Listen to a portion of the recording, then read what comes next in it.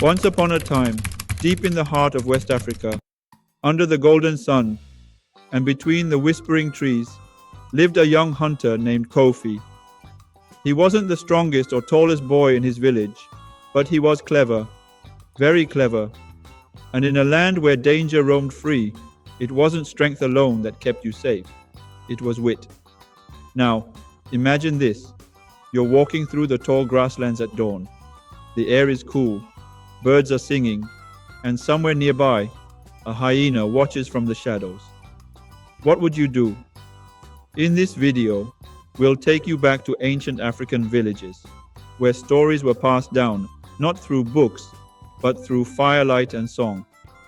We'll explore how these tales shaped culture, taught morals, and even helped communities survive.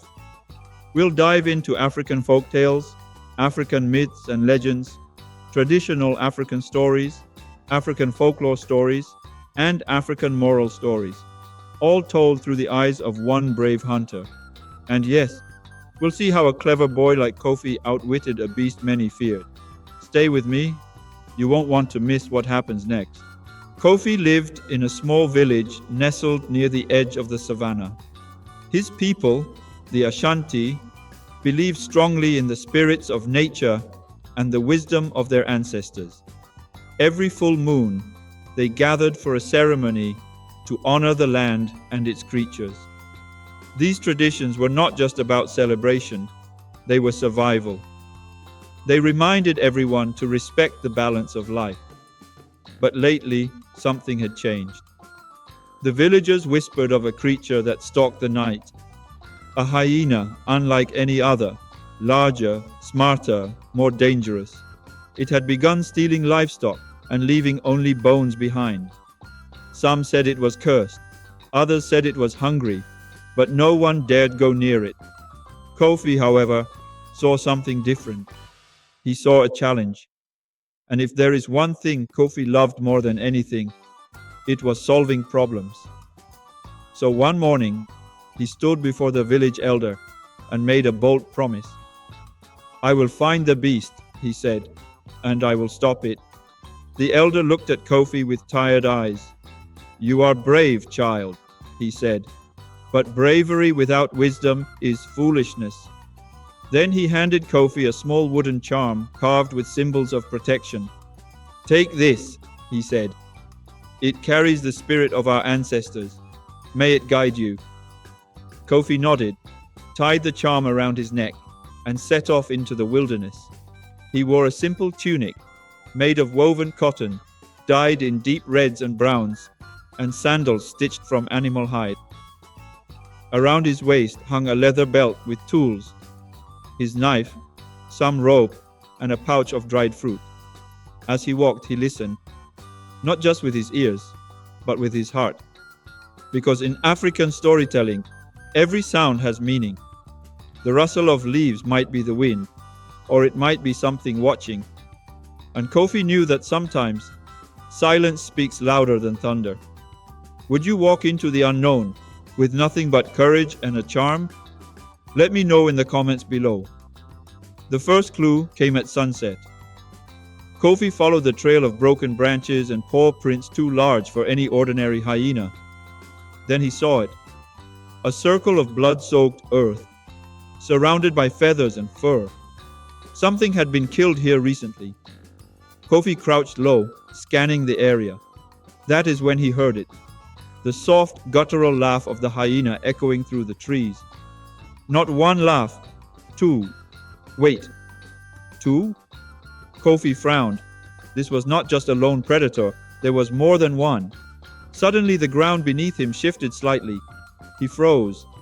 There, buried just beneath the soil, was a trap. Not man-made, but natural. A hidden pit covered in leaves and sticks.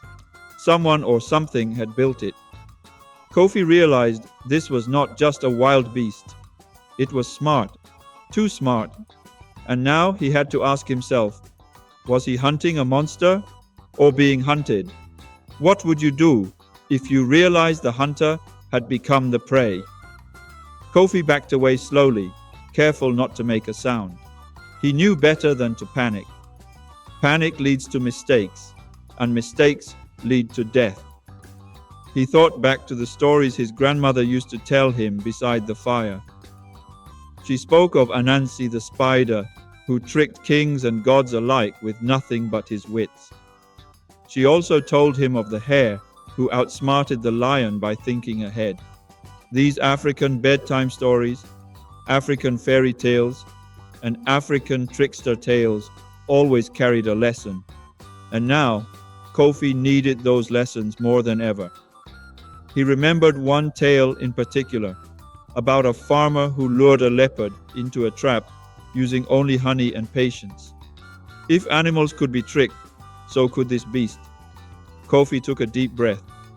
He had a plan forming in his mind. But first, he needed bait, not meat, something far more valuable. Curiosity. Every creature, no matter how fierce, has a weakness. And Kofi was going to find this one's. Are you starting to see why these African folktales have survived for generations? That night, Kofi returned to the village quietly. No one saw him slip into the chief's hut.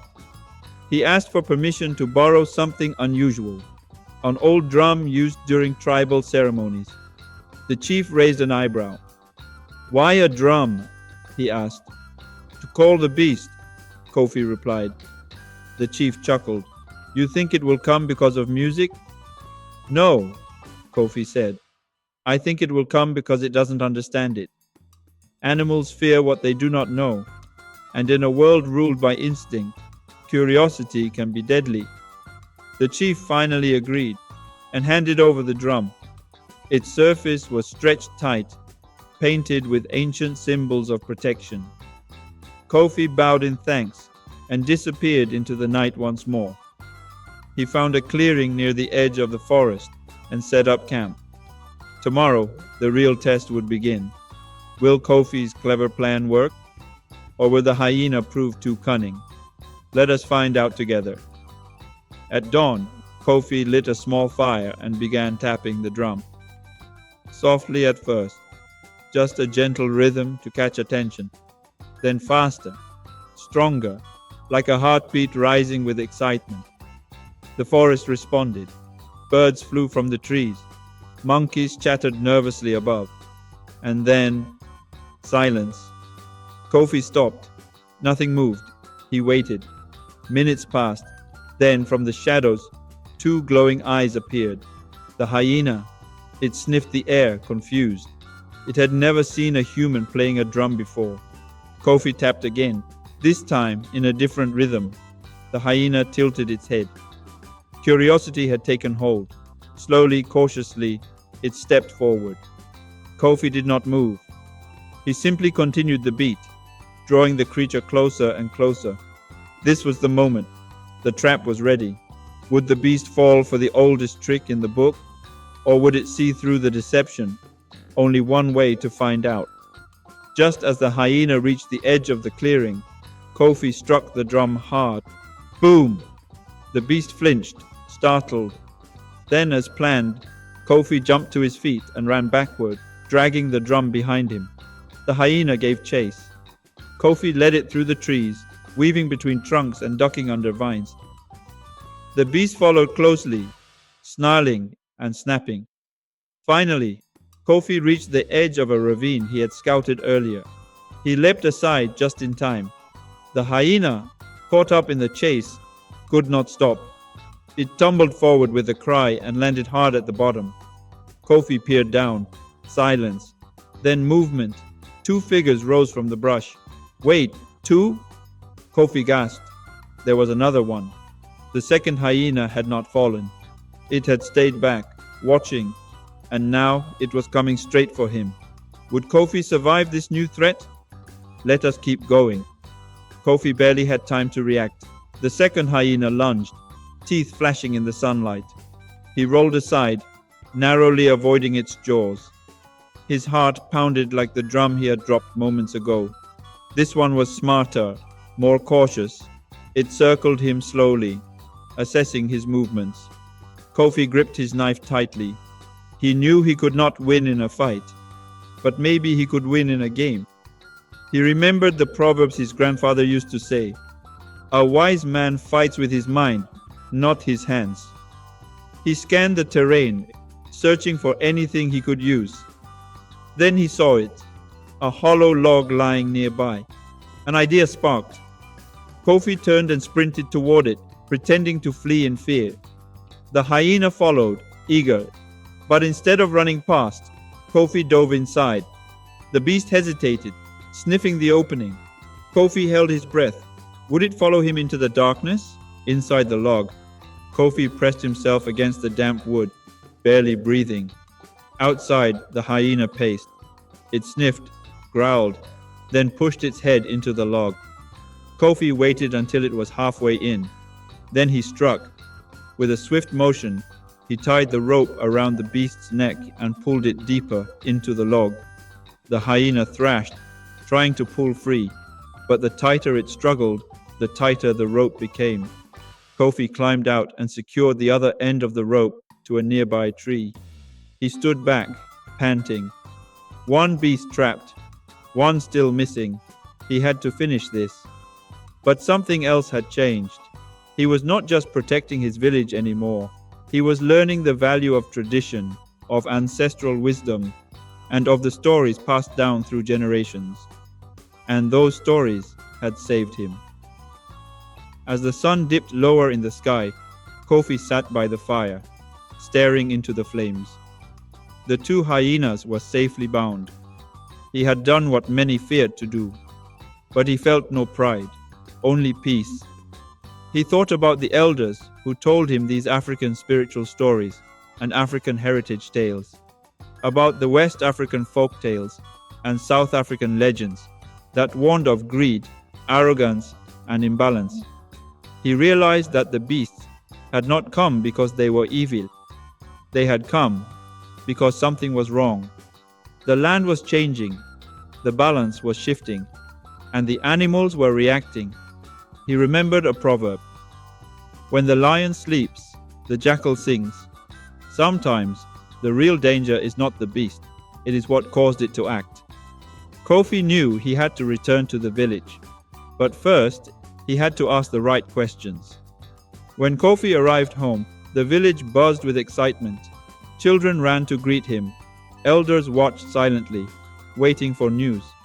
He told them everything, the traps, the drums, the clever beasts. But he also shared something else. The land is crying, he said. The animals are restless because we've forgotten something important. The elders listened carefully. Kofi explained how the sacred ceremonies had faded over time. Fewer people attended the moon rituals. The songs were forgotten, the offerings left undone, and now the balance had been broken. He reminded them of the African oral tradition, where stories were more than entertainment.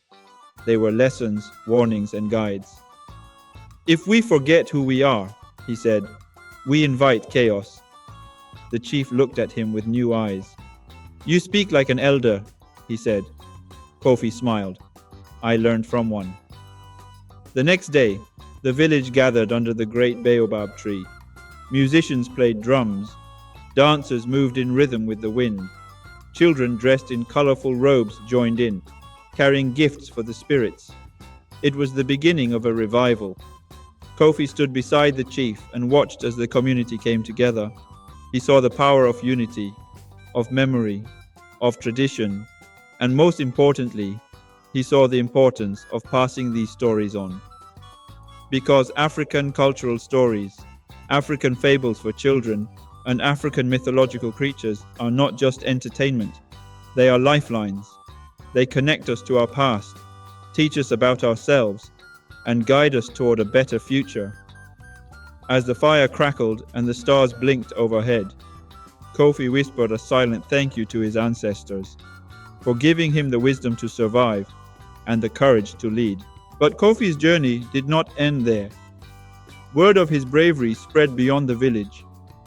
Travelers came from distant lands, bringing new stories and asking for his own. He became known as the storyteller who listened to both humans and beasts.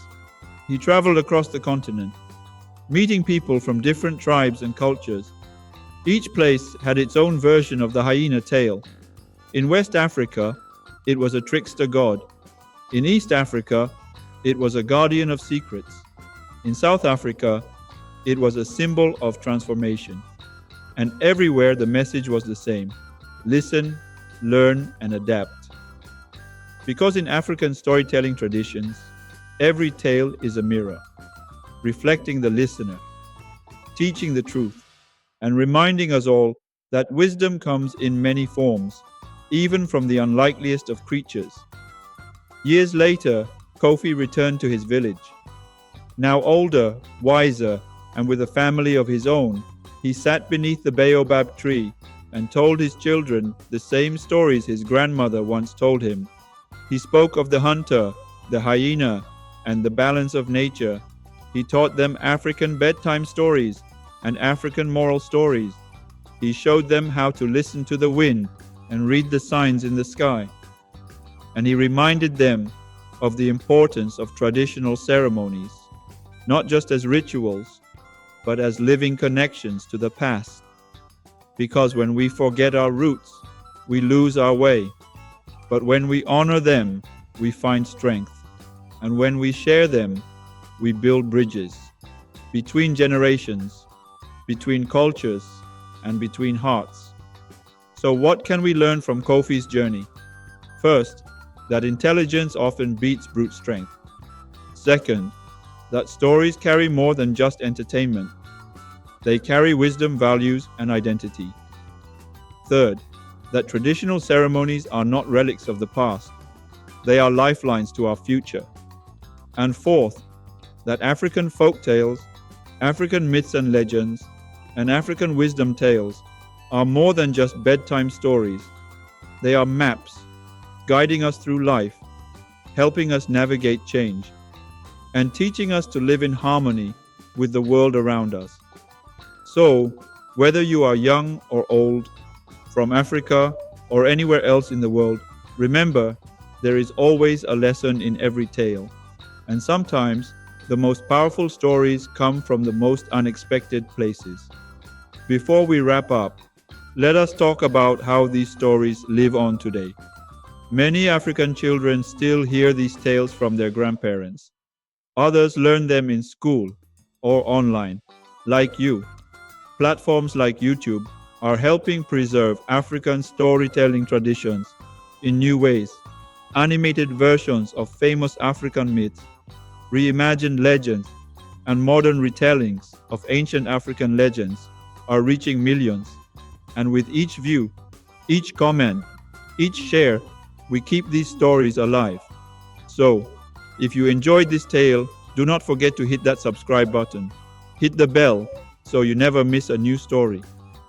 Leave a comment telling us which African folk tale you would love to hear next. And remember, your voice matters. Your thoughts help shape the future of African storytelling. Together, we can ensure that no story is ever forgotten. Let us take a quick look at some of the key words that make this story special. Think of them as breadcrumbs, leading us back to our roots.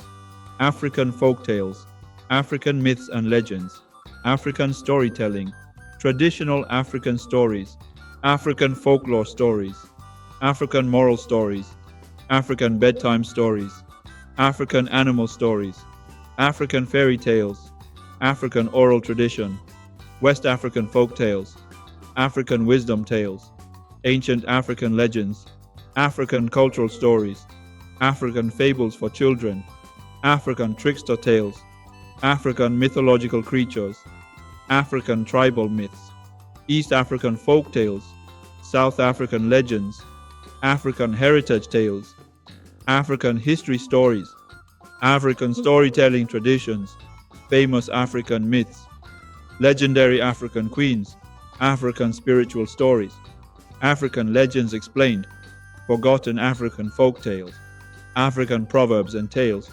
African legendary heroes. These are not just search terms. They are pieces of a puzzle that tells the story of a continent rich in culture, history, and imagination. And every time you watch a video like this, you add another piece. Thank you for being part of the journey. As we close today's story, remember this. You do not have to be a hunter to face your fears. You do not have to be old to carry wisdom, and you do not have to be from Africa to appreciate its stories. Because in every corner of the world, there is a little bit of Kofi in all of us. Curious, brave, ready to learn. So keep exploring, keep listening, and keep sharing the stories that shape who we are. Until next time, stay curious, stay connected, and remember, every tale has a purpose. Thanks for watching. Do not forget to like, comment, and subscribe. And may your own adventures be filled with wonder, wisdom, and joy.